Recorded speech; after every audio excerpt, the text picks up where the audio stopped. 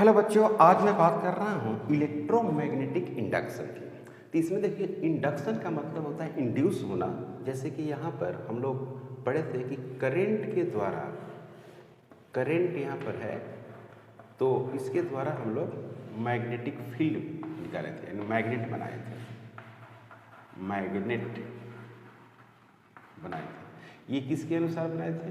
Oersted के अनुसार। Oersted नाम का एक साइंटिस्ट था, इसने करंट से मैग्नेटिक फील्ड क्रिएट किया था। अब बात आई मैग्नेट से, फिर मैग्नेट से क्या निकालना है? करंट। तो ये आ गई फैराडे। फैराडे तो पहला इसमें जो लॉ पढ़ेंगे बहुत ही इंपॉर्टेंट थ्योरम है, फैराडे लॉ ऑफ, है ना, फैराडे लॉ का एक्सपेरिमेंट की तरह से, या Faraday law of electromagnetic induction, इस तरह से बोलते हैं। तो सबसे पहले एक छोटी सी चीज़ करते हैं, वो पढ़ते हैं मैग्नेटिक फ्लक्स। मैग्नेटिक फ्लक्स, इसको सिंबल हम लिखते हैं फाइव लिखते हैं। और फाइव जो होता है वो होता है phi is equal to B vector A होता है। इसको ब्रेक करेंगे तो क्या होगा? बी ए अकॉस क्या होगा? थीटा होगा। यहाँ पर होगा टेस्ला होगा, यहाँ पर क्या होगा? Metre square, tesla metre square होगा। और phi B is equal to B और ए, अगर थीटा इज इक्वल टू कितना हो जाएगा? 0। इसको लिखेंगे हम लोग बी इंटू ए। ओके, अगर मान लीजिए कुछ एंगल से हो, जैसे कि इस तरह से कोई एक ऐसे हो और ये से क्या होगा? एरिया वेक्टर हो, ए हो, इधर क्या होगा? बी वेक्टर हो, तो यहाँ पर क्या होगा? थीटा हो गया। तो ये होगा क्या? Phi B is equal to B vector और क्या होगा? ए वेक्टर होगा, बी आई ए इंटू क्या हो गया? कॉस थीटा हो गया। Phi B is equal to क्या हो गया? B A cos theta. तो इसकी जो यूनिट होगी ये इसका होगा टेस्ला, इसका होगा मीटर का स्क्वायर। इसको पढ़ते हैं वेबर, इंपॉर्टेंट है ना, वेबर। इसको हम लोग यूनिट पढ़ते हैं वेबर, वेबर। अब इसमें है कि मैग्नेटिक फ्लक्स जानने के बाद हम लोग इसमें पढ़ेंगे Faraday law experiment. Faraday experiment तो क्या है? फैराडे एक्सपेरिमेंट इसको थोड़ा समझिए। Faraday and Henry experiment. Faraday and Henry experiment. Okay, Faraday and Henry. इसमें क्या किया कि एक बार मैग्नेट को ले लिया, ऐसे इस तरह से बार मैग्नेट ले लिया, यहाँ पर नॉर्थ और यहाँ पर साउथ, इस तरह से फील्ड क्रिएट करेंगे, ऐसे फील्ड निकालेंगे, ऐसे ऐसे। और यहाँ पर एक क्या कर दिया, इस तरह से कॉइल को ऐसे रख दिया, और यहाँ पर एक निडिल यानी गैल्वेनोमीटर लगा दिया। और इसको क्या कर दिया? इधर मोशन दिया, जैसे इस तरह मोशन दिया तो गैल्वेनोमीटर में क्या किया? डिफ्लेक्शन शो किया। Due to motion of bar magnet, motion of bar magnet,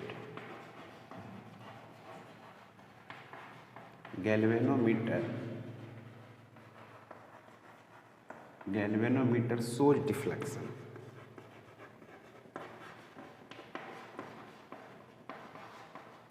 galvanometer में डिफ्लेक्शन शो करता है। फिर अगर बात करते हैं इस तरह से, यहाँ पर गैल्वेनोमीटर, अब इसको क्या कर देते हैं?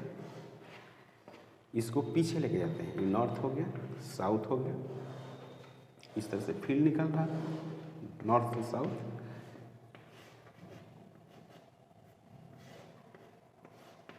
अब इसमें मोशन इधर कराते हैं, तो निडिल जो है, निडिल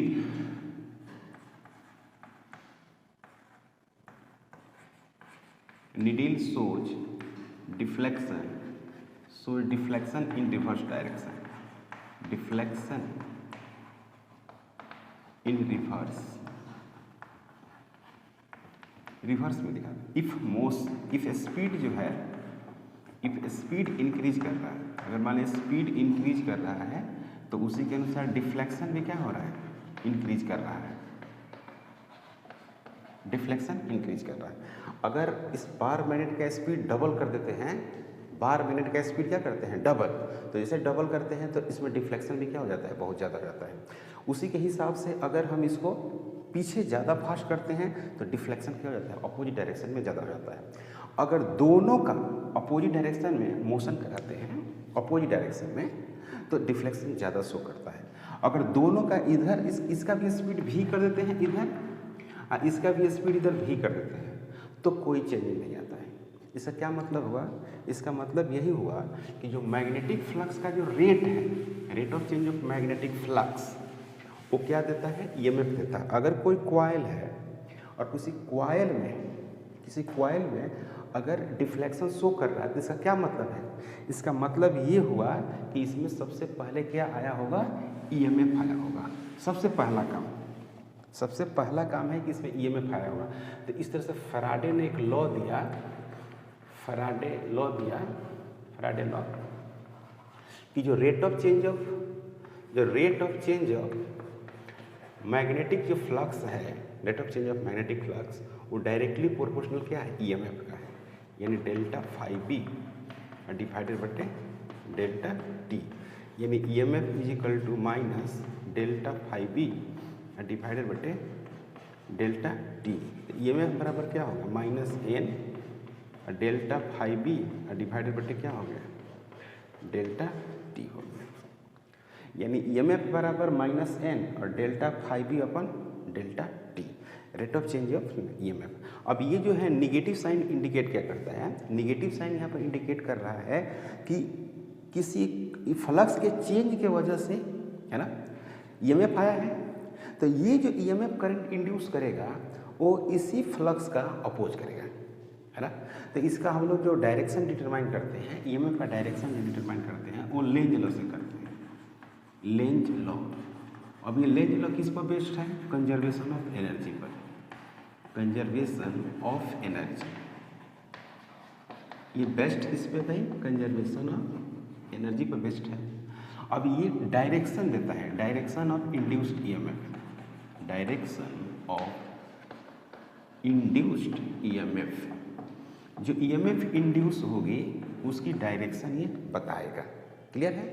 अब देखिए, पहले यहाँ पर एक कॉइल रख दिए, ओके, और यहाँ से एक बार मैग्नेट को ऐसे लेके आ रहे हैं, ये बार मैग्नेट है, समझिएगा, साउथ है, ये नॉर्थ है, इस तरह से ऐसे, और यहाँ पर क्या है, यहाँ पर क्या हो गया, भी है।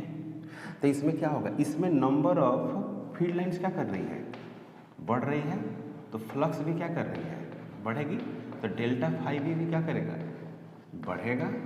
तो इसका रेट क्या होगा, delta phi B upon delta T का जो रेट होगा वो क्या होगा, पॉजिटिव होगा, पॉजिटिव होगा। तो ईएमएफ क्या होगा, ईएमएफ जो इसमें इंड्यूस होगा, इस कॉइल में जो ईएमएफ इंड्यूस होगा वो निगेटिव होगा, है ना। तो ईएमएफ निगेटिव होगा। अब यहाँ पर देखिए, ये नॉर्थ है, तो ये जैसे यहाँ पर चलेगा ना, यहाँ पर जाएगा, तो ये कॉइल खुद ईएमएफ इंड्यूस कराएगा इसमें, ये बार मैग्नेट इस कॉइल में ईएमएफ इंड्यूस करा देगा, और ये ईएमएफ इसमें करंट इंड्यूस कराएगा, और ये करंट इस बार मैग्नेट का अपोज करेगा। तो ये तभी संभव है, ये संभव कब है, जब इसमें करंट कैसा हो, एंटी क्लॉकवाइज में हो। समझ में आएगा, एंटी क्लॉकवाइज। और जैसे एंटी क्लॉकवाइज में होगा ना, तो यहाँ पर डॉट हो जाएगा, यहाँ पर क्या हो जाएगा, डॉट होने के बाद यहाँ पर क्या हो जाएगा, ये नॉर्थ बन गया, नॉर्थ। और ये मतलब कहने का मतलब ये हुआ कि अगर ईएमएफ निगेटिव होगा तो जो इंड्यूस करंट होगा, इंड्यूस करंट वो क्या होगा, एंटी क्लॉकवाइज चलेगा। समझ में आया, एंटी क्लॉकवाइज होगा। कहने का मतलब यही हुआ कि जो इंड्यूस ईएमएफ होगा, इंड्यूस करंट, उसकी डायरेक्शन ये होगी। अब इसी में क्या है, इसमें कि जो बार मैग्नेट है उसको दूर ले जाते हैं, इसको अब दूर लेके जाते हैं, ये नॉर्थ है, ये साउथ है, ओके। तो यहाँ पर क्या हो गया, ऐसे, फिर ऐसे हो गया, फिर ऐसे हो गया, ऐसे हो गया, ऐसे, फिर ऐसे, और यहाँ पर क्या हो जाएगा, यहाँ पर क्या होगा, मोशन हो जाएगा, मोशन ऐसे नीचे की तरफ आ रहा है, नीचे की तरफ। अब यहाँ पर क्या हो गया, ये नॉर्थ हो गया, ये साउथ हो गया, ये मोशन हो रहा है, नीचे हो रहा है। ओके, तो अब इस पर क्या होगा कि फील्ड जो है, फील्ड घटेगी। ओके, तो इसका जो फ्लक्स होगा, फील्ड घटेगी, इसमें फील्ड घटेगी तो फ्लक्स क्या होगी, फ्लक्स भी घटेगी, फील्ड घटेगी तो फ्लक्स भी घटेगी, इसमें कोई डाउट नहीं। तो फील्ड घटेगी तो फ्लक्स घटेगी, तो उसका रेट चेंज भी घटेगा, यानी delta phi B upon delta T क्या होगा, घटेगा। तो जब ये घटेगा तो delta phi B upon delta T का रेट क्या होगा, निगेटिव होगा, और जब निगेटिव होगा तो ईएमएफ क्या होगा, पॉजिटिव होगा। अब देखिए पॉजिटिव होगा तो इस नॉर्थ को जाने भी नहीं देगा, ये नॉर्थ पोल जब पीछे घसकेगा, पीछे आएगा तो इसको ये जाने भी नहीं देगा। तो जाने नहीं देगा तो यहाँ पर क्या हो जाएगा, क्रॉस हो जाएगा। क्रॉस कब होगा, जब इसमें करंट कैसा होगा, ऐसे क्लॉकवाइज डायरेक्शन में होगा। जैसे करंट इसमें क्लॉकवाइज डायरेक्शन में होगा तो यानी कहने का मतलब है कि जो इंड्यूस्ड करंट है, आई इंड्यूस्ड, वो क्या होगा, क्लॉकवाइज होगी, क्लॉकवाइज डायरेक्शन में आएगा। समझ में आया बात, कोई डाउट? ओके, अब हम बात करते हैं क्या, इंड्यूस्ड क्वांटिटी। इंड्यूस्ड क्वांटिटी, कौन कौन इंड्यूस्ड क्वांटिटी हो रही है, इंड्यूस्ड क्वांटिटी। तो यहाँ पर क्या है कि EMF is equal to minus N और delta phi B upon delta T, negative sign को हटा देते हैं तो ईएमएफ इज इक्वल टू क्या होगा, एन और delta phi B upon delta T. और निगेटिव साइन को मैंने क्यों हटाया, EMF is equal to minus N delta phi B upon delta T, EMF बराबर N delta phi B upon delta T. Negative sign को इसलिए हटाया हूँ ताकि ये डायरेक्शन को बता रहा है। ओके, तो यहाँ पर क्या होगा, ये इंड्यूस्ड ईएमएफ, इसको बोलते हैं इंड्यूस्ड ईएमएफ, इसका नाम है इंड्यूस्ड ईएमएफ। तो EMF induced is equal to I into R होगा, तो ये इंड्यूस्ड करंट हो गया, I R is equal to N और डेल्टा फाई बी डिवाइडेड बटे क्या हो जाएगा, डेल्टा टी हो जाएगा। ओके, तो आई इज इक्वल टू हो गया एन डिवाइडेड बटे आर, फिर क्या होगा, डेल्टा फाई बी डिवाइडेड बटे डेल्टा टी होगा। तो आई इज इक्वल टू क्या होगा, delta Q upon delta T, यहाँ पर हो गया। तो यहाँ पर क्या होगा, delta Q upon delta T is equal to N divided बटे आर और डेल्टा फाई बी डिवाइडेड बटे कितना, डेल्टा टी। यहाँ पर क्या होगा, डेल्टा क्यू बराबर एन डिवाइडेड बटे आर और यहाँ पर क्या होगा, डेल्टा फाई बी हो गया, डेल्टा क्यू बराबर एन बटे आर और डेल्टा फाई बी हो गया, डेल्टा फाई बी। तो ये हो गया इंड्यूस्ड चार्ज। ओके, अब बात करते हैं हम लोग मोशनल ईएमएफ। तो मोशनल ईएमएफ इसमें मोशनल ईएमएफ में होता है कि कोई कंडक्टर अगर मैग्नेटिक फील्ड में चलता है, परपेंडिकुलर होना चाहिए, तो उसमें ईएमएफ इंड्यूस करता है, यानी लेंथ ऑफ जो कंडक्टर होगा वो भी और बी तीनों एक दूसरे पर क्या होनी चाहिए, परपेंडिकुलर, तभी जाके बन पाएगा। जैसे मान लीजिए इस तरह से डेरिवेशन में आएगा, इस तरह से है और यहाँ पर आपको इस तरह से मैग्नेटिक फील्ड सपोज दैट ऐसे दिया हुआ है और मैग्नेटिक फील्ड में इस तरह से कंडक्टर है, इसकी लंबाई कितनी है, एल है, और यहाँ पर इस तरह का एक कंडक्टर है जो v स्पीड से इधर जा रहा है। तो ई हो गया मान लीजिए कि x और ई चला गया कहाँ पर, यहाँ पर आपको आ गया ऐसे आया यहाँ पर। तो यहाँ पर क्या हो गया, यहाँ पर क्या हो गया, डेल्टा इंटू एक्स हो गया, डेल्टा एक्स है ना, ये बात हो गई।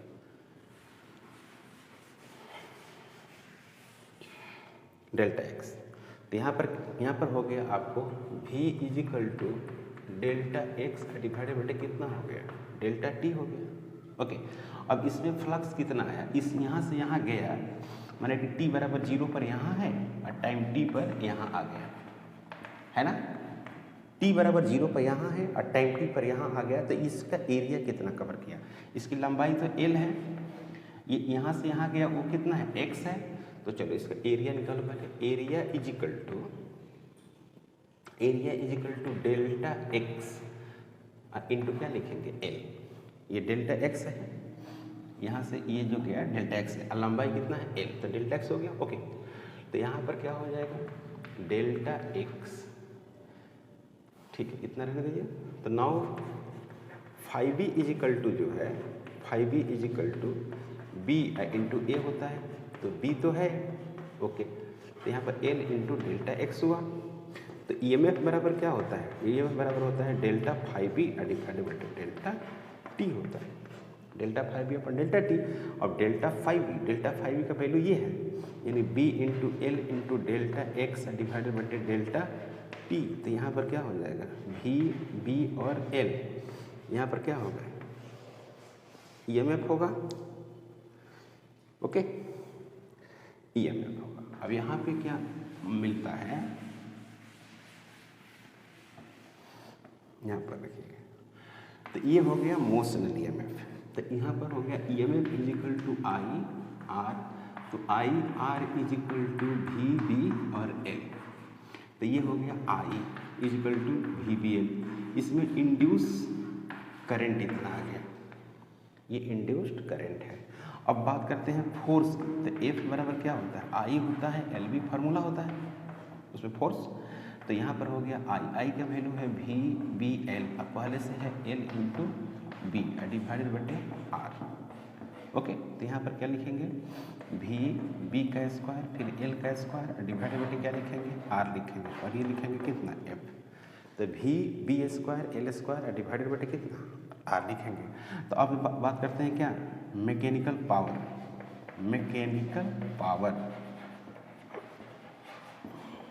मैकेनिकल पावर का मतलब होगा एफ, है ना। मैकेनिकल पावर का मतलब हुआ यहाँ पर F into M, F into M. Mechanical power होगा एफ इंटू वी होगा। एफ कितना है? एफ है आपको V B square L square divided बटे कितना? आर इंटू कितना? वी। ये हो गया। अब इसको क्या करते हैं? इसको सोल्व करते हैं। तो जो सोल्व करेंगे तो क्या मिलेगा? देखिएगा, F M mechanical power F M is equal to V square B square L square divided बटे आर, ये मैकेनिकल पावर है। अब बात करते हैं क्या? इलेक्ट्रिकल पावर की। इलेक्ट्रिकल पावर में होगा कि P जो E होगा, PE, वो हो जाएगा EMF का स्क्वायर डिवाइडेड बटे R। तो EMF कितना है? EMF है आपको ये EMF स्क्वायर बटे R।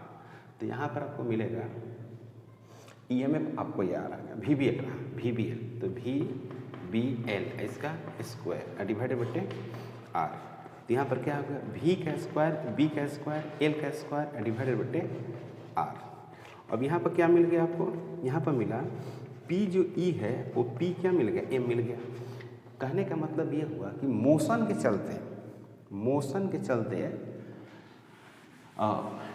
चलते यहाँ पर पावर आ रहा है कितना? इतना ही आ रहा था। यहाँ पे मोशन के चलते जो पावर आ रहा था और इलेक्ट्रिकल के चलते पावर आ रहा था, ये सेम आ रहा था। यानी कहने का मतलब है कि कंडक्टर का मोशन होएगा तो क्या करेगा? पावर जनरेट करेगा, और वो पावर क्या करेगा? इलेक्ट्रिसिटी के टर्म में लॉस होगा, है ना। तो यहाँ पर आप देखिएगा PE बराबर PM हो गया। तो कंजर्वेशन ऑफ एनर्जी को फॉलो कर रहा है, कंजर्वेशन ऑफ एनर्जी। इसका मतलब हुआ कि कंजर्वेशन ऑफ एनर्जी को फॉलो कर रहा है। अब इसे मान लीजिए कि यहाँ पर यूनिफॉर्म मैग्नेटिक फील्ड इस तरह से है, इसमें L लेंथ का एक कंडक्टर है और ये V वेलोसिटी से भाग रहा है, यहाँ पर B है, इसकी लंबाई कितनी है? L है। तो V, B और L यही होगा EMF। अब मान लीजिए कि इस तरह का है, यहाँ पर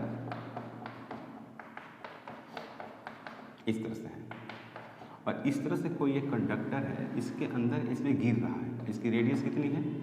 R है ना। इस तरह से V वेलोसिटी से नीचे की तरफ आ रहा है, तो इसकी कितनी हो जाएगी? ये वाली लेंथ लेते हैं, याद रखना है, इफेक्टिव लेंथ लेते हैं, एल इफेक्टिव इजिकल टू कितना हो गया 2r, इनिशियल से फाइनल लेंथ काउंट करते हैं, मतलब डिस्प्लेसमेंट कह सकते हैं। तो ईएमएफ इजिकल टू हो गया इसका हो जाएगा वी बी इंटू 2r। अब डायरेक्शन ऑफ, है ना, डायरेक्शन ऑफ इंड्यूस्ड करंट की जो डायरेक्शन है लूप में तो हम लोग लेंज के अनुसार निकाले थे, और स्ट्रेट वायर में कैसे निकालेंगे? स्ट्रेट वायर लूप में हम लोग निकाले थे लेंज के अनुसार, अब यहाँ पर स्ट्रेट वायर की बात हो रही है। डायरेक्शन ऑफ इंड्यूस्ड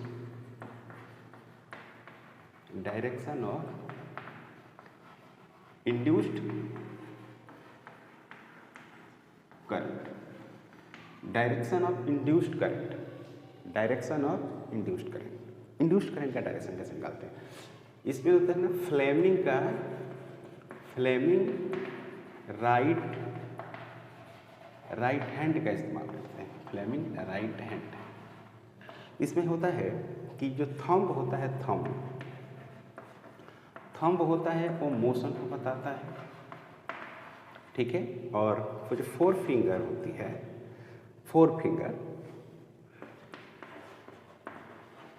जो फोर फिंगर होती है वो बी के डायरेक्शन को बताती है, और जो मिडिल फिंगर होती है वो इंड्यूस्ड करंट की डायरेक्शन को बताती है।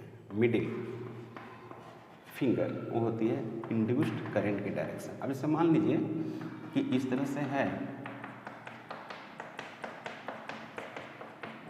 इसमें, और इस तरह से वो एक कंडक्टर है ऐसा, और इसकी लंबाई एल है, इसकी भी क्या है, इसे परपेंडिकुलर है, बी क्या अंदर है, तो इसमें राइट ए हो गया, और इसमें थंब को शिफ्ट करते हैं, तो थंब क्या है, मोशन को बता दिया, ये वाला किसको बताया, मैग्नेटिक फील्ड को। देखो ये मोशन, ये मैग्नेटिक फील्ड, ये इंड्यूस्ड करंट, मतलब इसमें जो करंट है वो ऐसे होगा, माने इसमें करंट ऐसे जाएगा, इस कॉइल में करंट ऐसे पास करेगा। इसमें पॉजिटिव और निगेटिव साइन की बात होती है ना, तो पॉजिटिव और निगेटिव साइन की बात होती है, तो ऐसे लिखा देंगे, बना देंगे ऐसे। तो यहाँ ये पॉजिटिव है, ये भी पॉजिटिव है, तो ये जो किनारा हो गया वो पॉजिटिव हो गया, ये वाला किनारा क्या हो गया, निगेटिव हो गया। समझ में आ रही है? इसका ये ईएमएफ है, ये ईएमएफ होगा भी और बी और एल, कोई डाउट नहीं? तो ये हमने पढ़ लिया। अब क्या है कि EMF induce due to rotation of the conductor, EMF induce due to rotation of the conductor. तो ईएमएफ है ईएमएफ इंड्यूस्ड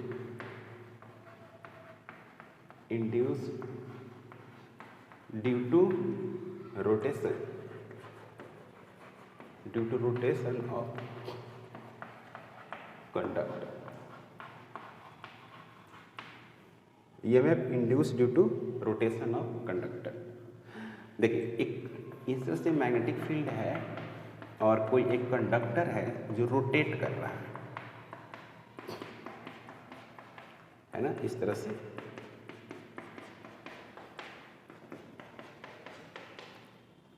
से रोटेट कर रहा है ऐसे।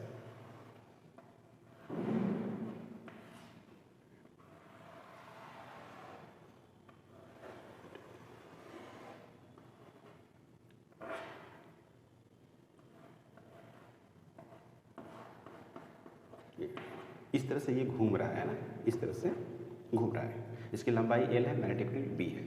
तो क्या करते हैं ना कि ये जो रॉड है, रॉड इसको यहाँ से जाकर यहाँ पर एक एलिमेंट्री पार्ट कंसीडर कर लेते हैं, पूरा लंबाई एल है, यहाँ पर एक dx ले लेते हैं, यहाँ से x, और ये ऐसे घूमेगा, इस तरह से घूमेगा, तो यहाँ वेलोसिटी हो जाएगी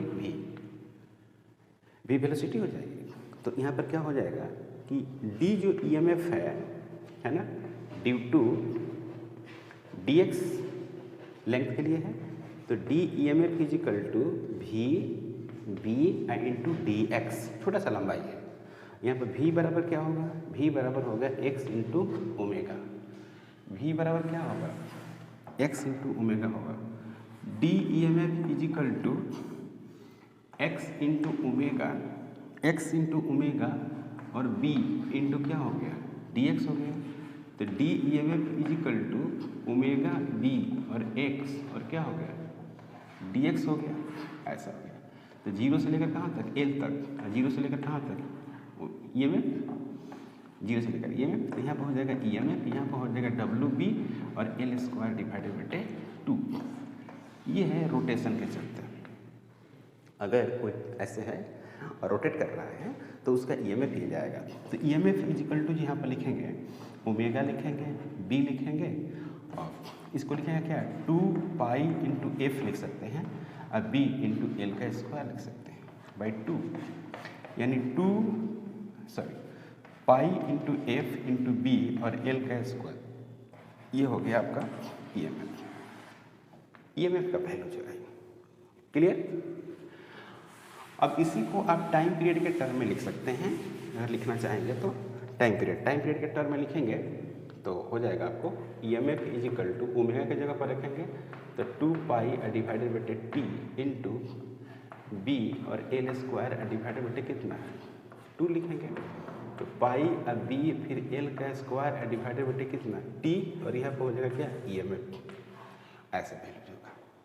कोई डाउट नहीं। अब क्या है, इसके बाद हम लोग को जो पढ़ना है वो है आपको सेल्फ इंडक्टेंस। सेल्फ इंडक्टेंस,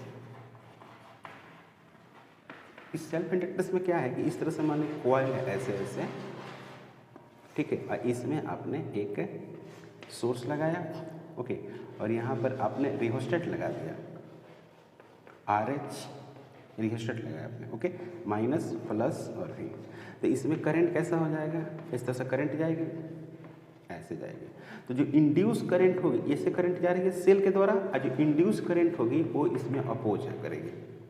तो इसमें करंट चेंज कर रही है, तो करंट चेंज करने के वजह से इसमें फ्लक्स चेंज कर रही है, और ये फ्लक्स इंड्यूस ईएमएफ कर रही है और इंड्यूस्ड ईएमएफ इंड्यूस्ड करंट निकाल रही है जो इस करंट का अपोज कर रही है, ये वाली करंट, ऐसा है।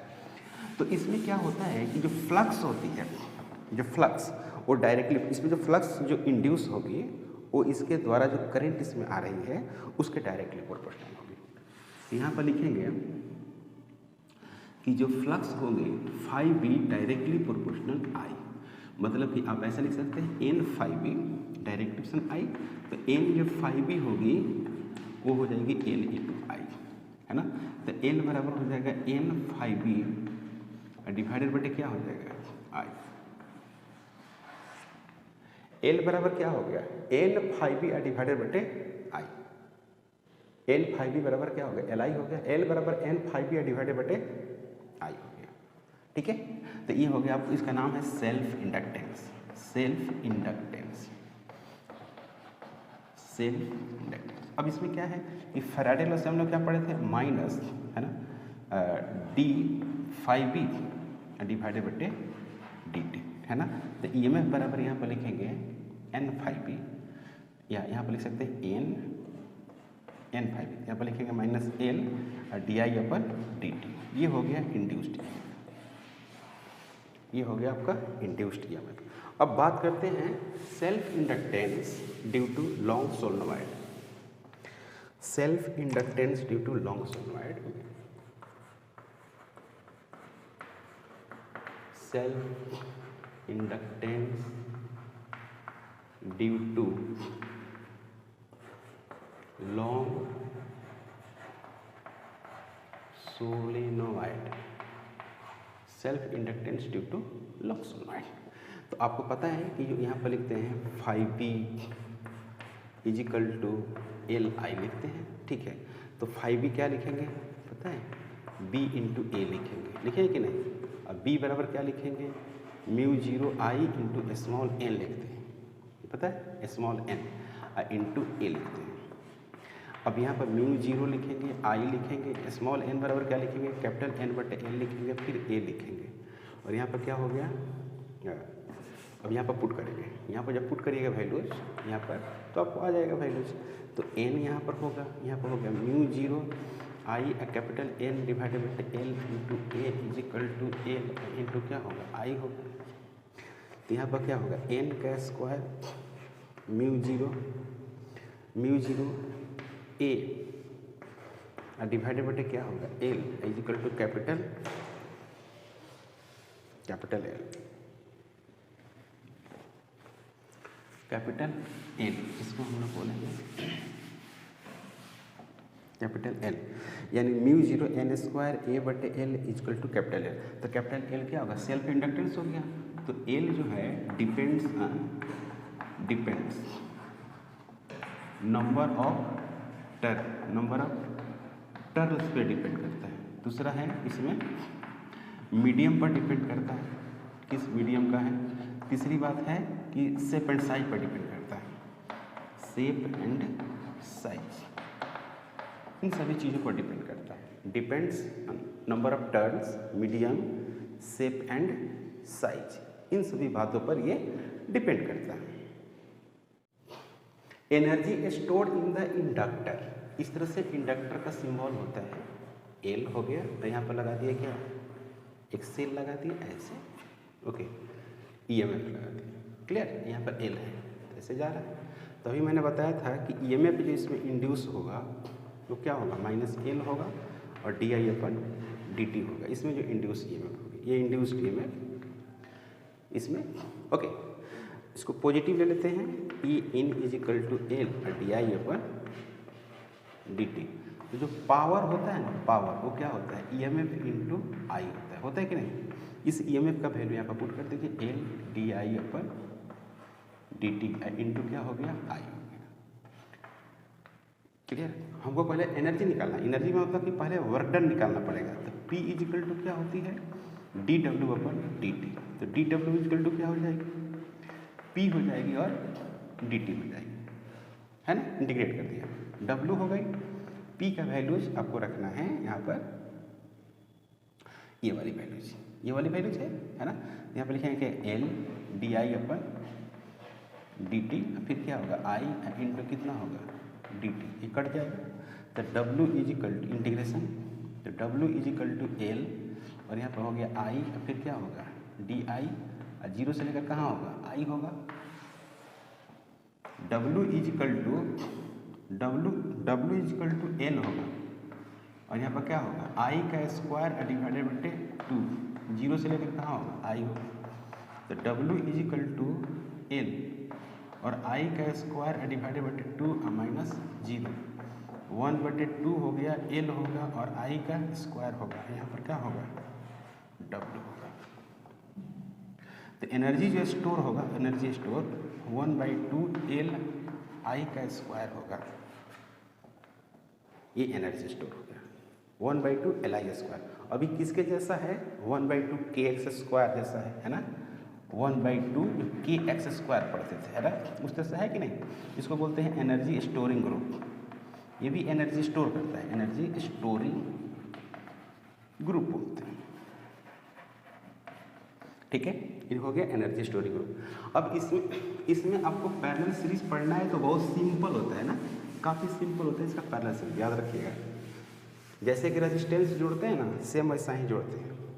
इसका जो सीरीज में जोड़िएगा वो क्या होगा L1 plus L2 plus dot dot LN कर दीजिएगा। और जो पैरेलल में जोड़ते हैं वो 1/L parallel is equal to 1/L1 plus 1/L2 dot dot dot 1/LN, ऐसे करते हैं 1/L1 प्लस 1/L2, इस तरह से आप बनाते हैं।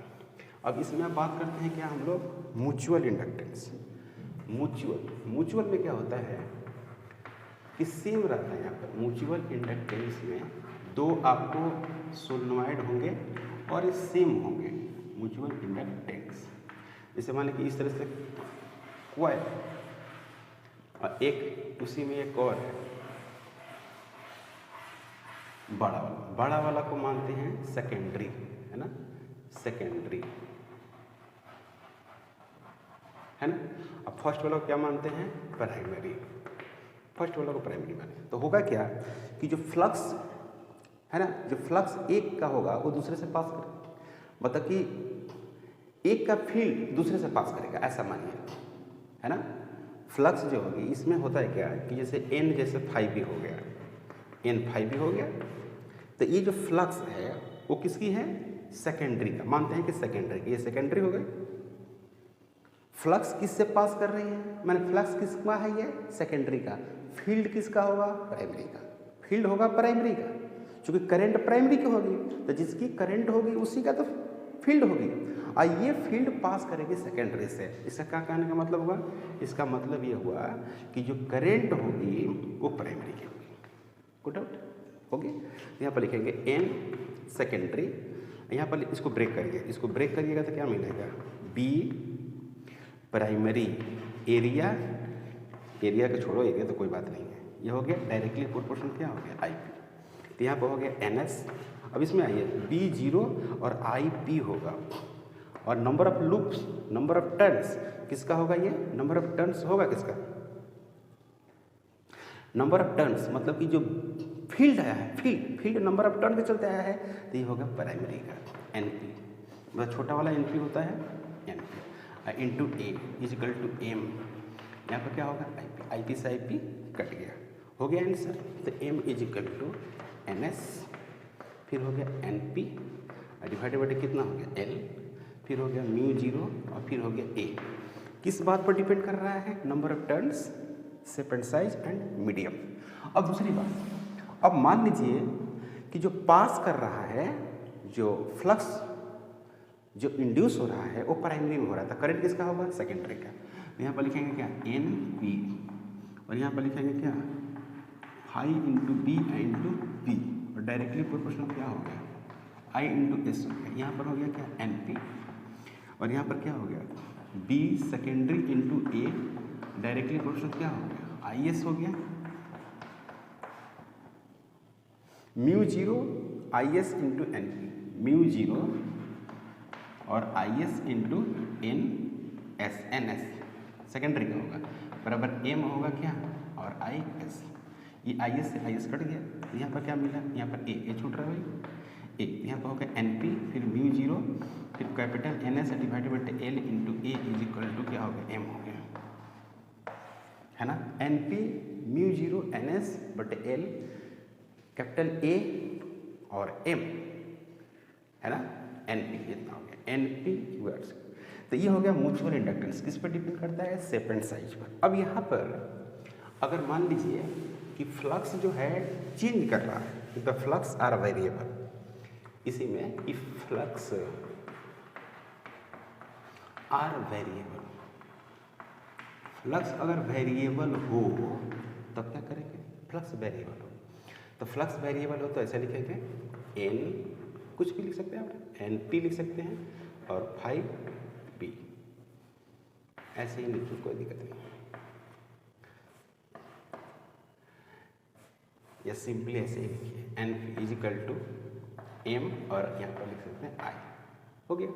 तो ई में बराबर क्या होता है, ई में बराबर एन और D phi B upon D T होता है, ओके।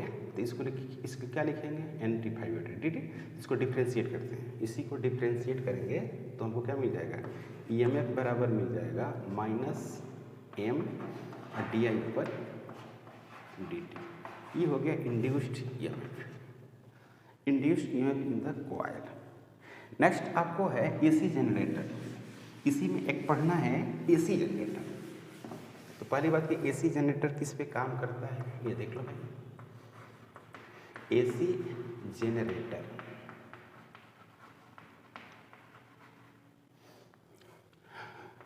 करंट कैरिंग वायर,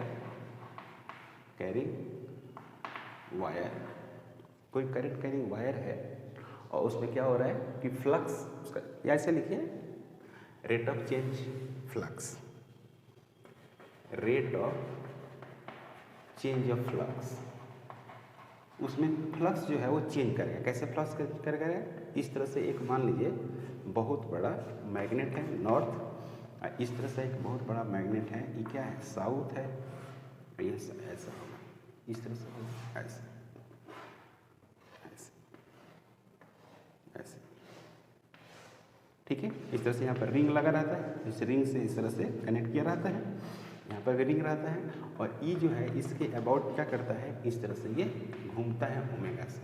तो इस तरह से फील्ड बहुत सारे निकली हुई है, फील्ड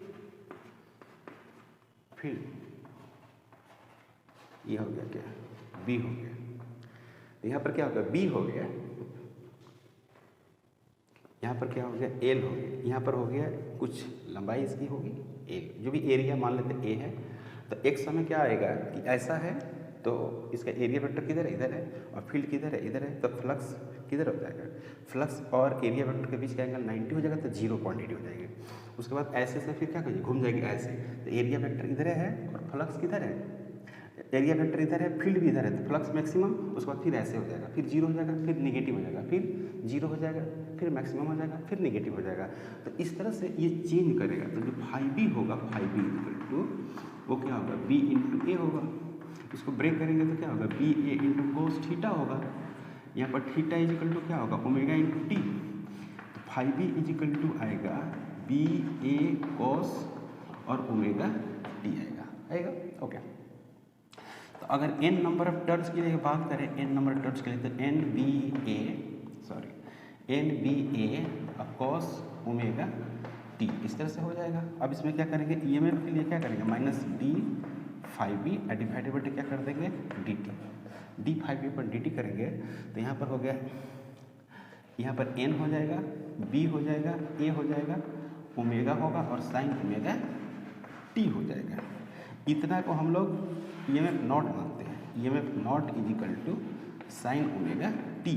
तो ये हो गया अल्टरनेटिंग, क्या हो गया, अल्टरनेटिंग। सीधे सीधे ये वैल्यूज को क्या कर रहा है, वैल्यूज को चेंज कर रहा है, अल्टरनेटिंग इसको बोलते हैं। तो EMF not is equal to N A B omega, यहाँ पर लिखेंगे क्या, एन ए बी 2 पाई और क्या होगा एफ, यहाँ पर हो गया ईएमएफ 2, ऐसे इस तरह से होगा वैल्यूज। ओके, अब इसमें क्या है कि इस तरह से वैल्यूज क्या करेगा, चेंज करेगा। यहाँ पर टी होगा, यहाँ पर क्या होगा,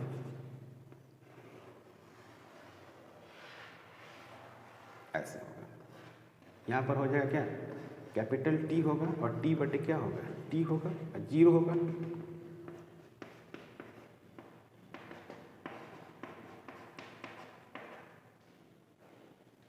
ये हो गया ईएमएफ और यहाँ पर क्या हो गया, टी, ये जीरो।